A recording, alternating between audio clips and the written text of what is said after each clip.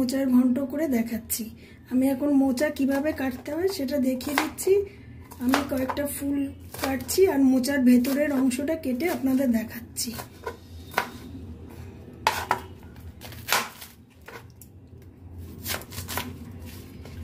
তারপর আমি এটা কুকারে একটু হলুদ আর নুন দিয়ে একটু একটা সিটি দিয়ে নেব, একটু যাতে সেদ্ধ হয়ে যায়।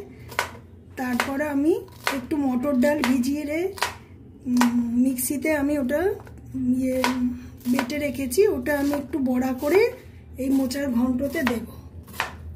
সেই বড়াটা করার সময় আপনাদের আমি দেখিয়ে দিচ্ছি। এই মোচাটা কেটে নিই।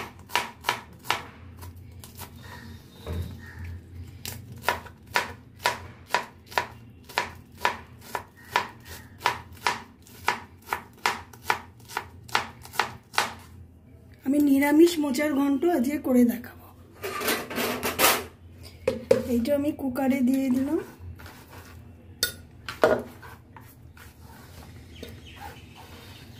কুকারে দিয়ে আমি একটু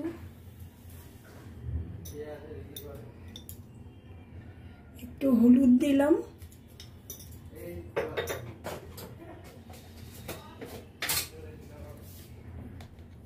একটু নুন দিলাম, দিয়ে আমি এটা এবার একটা সিটি মেরে নেব।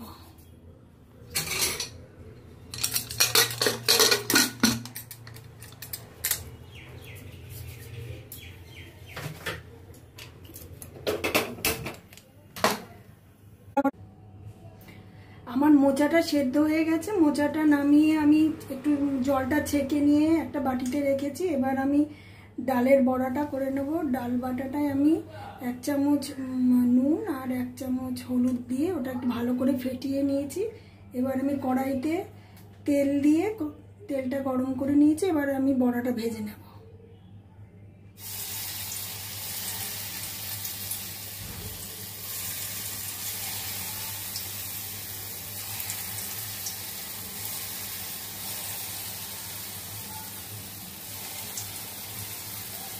ডালের বড়াতে একটু বেশি তেল লাগে, সেজন্য আমি কড়াইতে পরিমাণ মতো তেলটা দিয়ে নিয়েছি।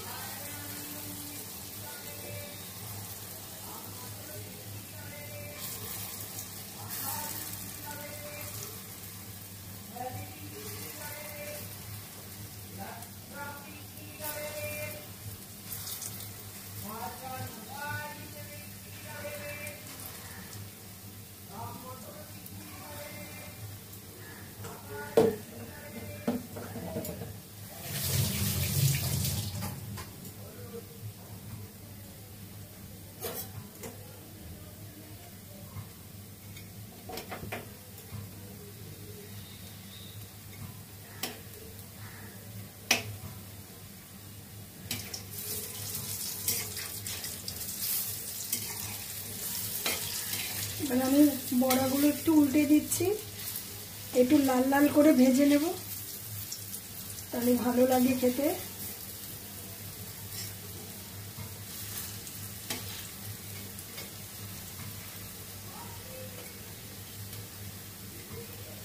নারকেল কোড়া দিয়েও করা যায়, কিন্তু আমি ডালের বড়া দিয়ে করি। ডালের বড়া দিয়ে করলেও খুব ভালো লাগে খেতে।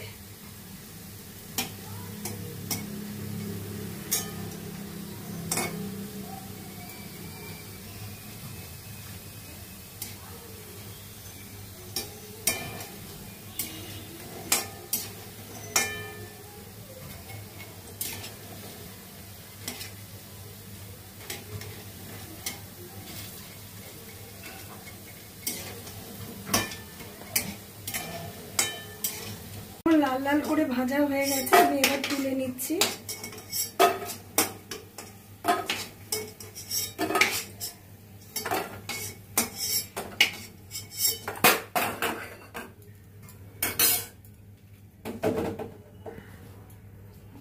বড়া ভাজা হয়ে গেছে। এবার আমি ওই তেলের মধ্যে, আমি আর তেল দিইনি, আমি ওই তেলের মধ্যে এবার একটু 5 ফোড়ন দিয়ে দিলাম। এবার আমি একটু আলু ছোট করে কেটে রেখেছি, এই আলুটা একটু ভেজে নেব।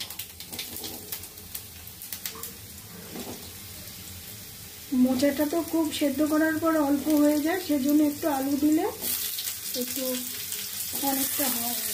সেজন্য একটু আমি আলু ছোটো করে কেটে দিয়েছি। এই আলুটাকে এখন আমি একটু ভেজে নেব।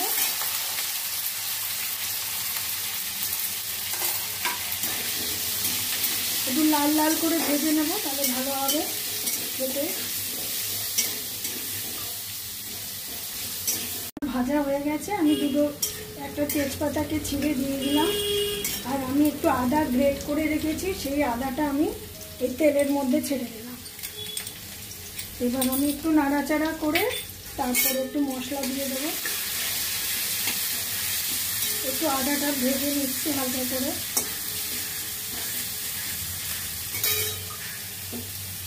এবার আমি একটু ধনের গুঁড়ো, একটু জিরের গুঁড়ো আর একটু হলুদ দিলাম। আমি এখানে শুকনো লঙ্কা ব্যবহার করিনি, আমি এখানে কাঁচা লঙ্কা দিয়ে করব। একটু কাঁচা লঙ্কা দিয়ে দিলাম। এটা কষানোর পর আমি মোচাটা দেওয়ার পর আমি একটু ছোলা ভিজিয়ে রেখেছিলাম, সেই ছোলাটা দিয়ে দেবো।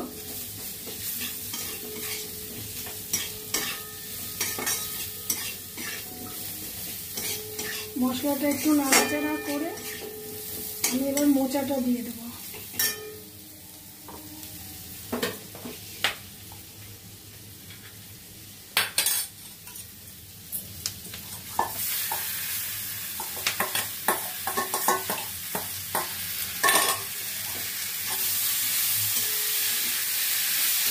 এবার আমি ওই কাঁচা ছোলাটাকে ভিজিয়ে রেখেছিলাম, ওটা আমি ধুয়ে রেখেছি, এবার আমি ওটা দিয়ে দিলাম।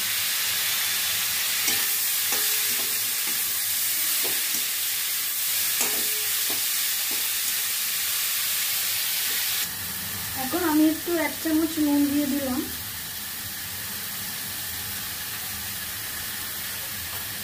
এবার যে মোচা রেখেছিলাম, ওই মোচা একটু লেগেছিল, ওই বাটিটা ধুয়ে আমি একটু জল দিয়ে দিলাম। এবার একটু ভালো করে কষিয়ে নেব। তারপরে আরেকটু জল দিয়ে একটু আলুগুলো সেদ্ধ হতে দেবো। আমার কষানো হয়ে এসছে, আমি 1 চামচ চিনি দিয়ে দিলাম। আপনারা যে যেমন চিনি খান সেভাবে দিয়ে দেবেন। এবার আমি একটু নাড়াচাড়া করে এখানে একটু জল দিয়ে ছোলা আর আলুটা সেদ্ধ করতে দেব।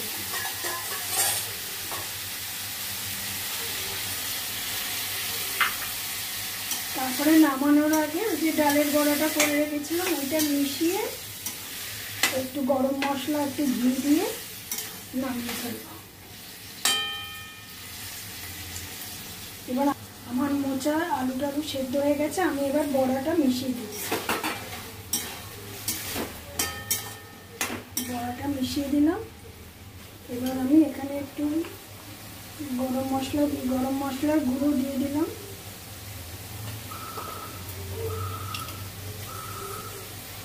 আর একটু ঘি দিয়ে দিলাম।